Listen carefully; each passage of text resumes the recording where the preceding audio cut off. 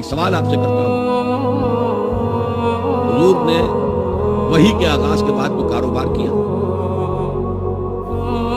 جی، آپ پہلے بہت اچھے تاجر تھے، بہت کامیاب تاجر تھے، اس وقت کا ایکسپورٹ امپورٹ، قافلہ لے کر جا رہے شام، قافلہ واپس لے کر آ گئے، لیکن جیسے ہی وحی آ گئی، یا ایھا المدثر قم فانذر وربک فکبر، اے لحاف میں لپٹ کر لیٹنے والے اب کھڑے ہو جاؤ، کمر کس لو، گارڈ اپ یور لائنز، اپنے مشن کا آغاز کرو۔ اس کا آغاز کیا ہے؟ انذار، خبردار کرو انہیں کہ زندگی یہی زندگی نہیں ہے، اصل زندگی آخرت کی زندگی، اور قیامت کے دن تمہیں حساب جو ہے اپنا پیش کرنا، جواب نہیں کرنا، you will have to face the ground accountability of the day of judgment۔